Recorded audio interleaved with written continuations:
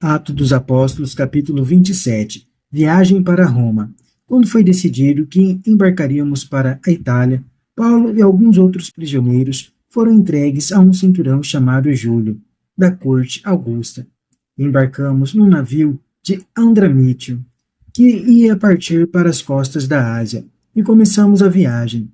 Estava conosco Aristarco, macedônio de Tessalônica. No dia seguinte, fizemos escala em Sidônia. Tratando Paulo com humanidade, Júlio permitiu que ele fosse encontrar seus amigos para receber assistência deles.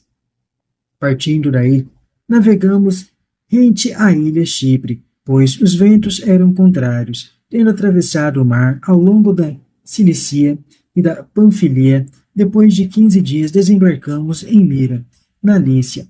O centurião encontrou aí um navio de Alexandria, que estava de partida para a Itália, e nos transferiu para ele.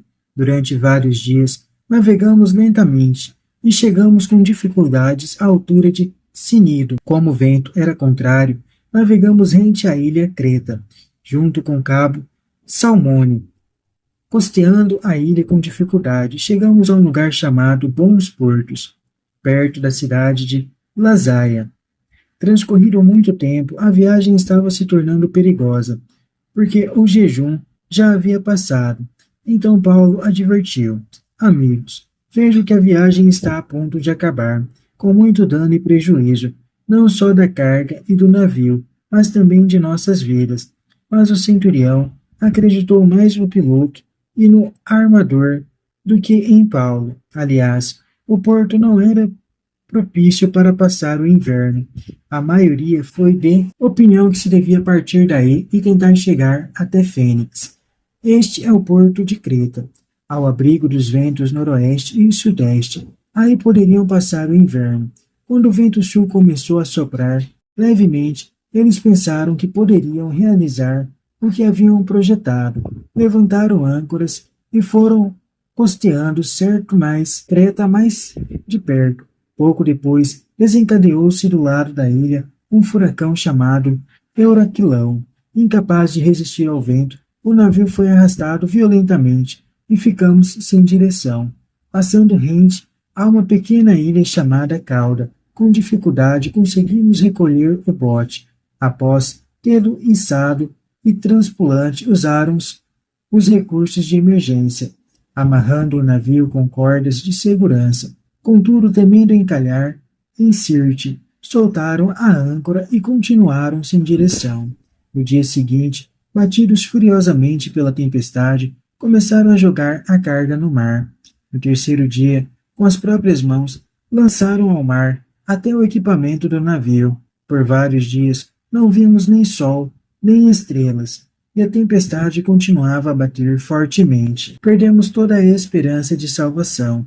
Estávamos muito tempo sem comer nada. Então Paulo se pôs de pé no meio deles e disse: Amigos, se vocês tivessem me escutado e não tivessem saído de Creta, teríamos evitado este perigo e este prejuízo.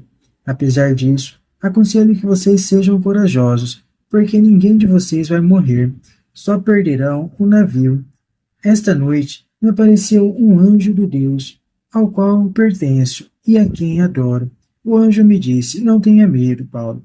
Você deve comparecer diante de César, e Deus concede a você a vida de todos os seus companheiros de viagem. Portanto, coragem, amigos.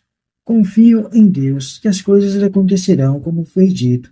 Entretanto, devemos ser arremessados em alguma ilha. Já fazia 14 noites que éramos jogados de um lado para outro no mar Adriático, quando aí, pela meia-noite, os marinheiros viram sinal de terra, lançaram a sonda e deu 36 metros de profundidade. Um pouco mais adiante, lançaram de novo a sonda, deu 27 metros. Com medo de que o navio batesse em rochas, eles desceram 4 âncoras ao lado de trás do navio e esperavam ansiosamente que o dia surgisse. Entretanto, os marinheiros tentavam fugir do navio, com o pretexto de jogar âncoras do lado dianteiro. Já estavam descendo o bote ao mar. Então Paulo disse ao centurião e aos soldados: Se eles não ficarem no navio, vocês não poderão salvar-se. Então os soldados cortaram as cordas do bote e deixaram que ele caísse no mar. Esperando que amanhecesse, Paulo insistia que todos comessem e dizia: Já faz 14 dias que vocês estão esperando, em jejum, sem comer nada. Aconselho que se alimentem, porque é necessário para a saúde, pois não vai se perder nenhum cabelo da cabeça de vocês. Dizendo isso, Paulo tomou o pão, deu graças a Deus diante de todos, o partiu e começou a comer. Então eles se reanimaram e também se alimentaram. No navio éramos ao todo 276 pessoas. Depois de comerem, com fartura, jogaram o trigo ao mar, aliviando assim o navio. Quando amanheceu, os marinheiros não reconheceram a enseada com uma praia. Conversaram para ver se poderiam conduzir o navio até lá. Soltaram as âncoras, deixando o navio ao movimento do mar.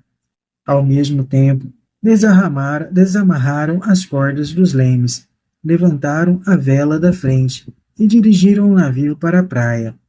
Mas o navio foi de encontro a um banco de areia e encalhou. A parte dianteira atolada ficou imóvel, mas a parte traseira começou a desconjuntar-se pela violência das ondas. Então os soldados decidiram matar os prisioneiros para evitar que alguns deles escapassem a nado. Mas o oficial romano, querendo salvar Paulo, não aceitou a ideia. Mandou aos que sabiam nadar que saltassem primeiro e alcançassem a terra. Depois mandou que os outros fossem atrás, agarrados em pranchas ou em qualquer pedaço do navio. Assim, todos chegaram à terra, são e salvos. Naquele tempo, a navegação era perigosa em qualquer estação, sobretudo a partir do outono. O dia do jejum caía no início do outono e praticamente impossível no inverno. A viagem talvez seja empreendida por razões econômicas, transporte de uma carga de trigo. Essa viagem lembra a aventura de Jonas e é uma espécie de relato de ressurreição. Paulo e seus companheiros escapam à morte. A refeição lembra o rito da Eucaristia e seus efeitos salvíficos. Notem-se as palavras sobre a esperança, tema dominante na parte final do livro.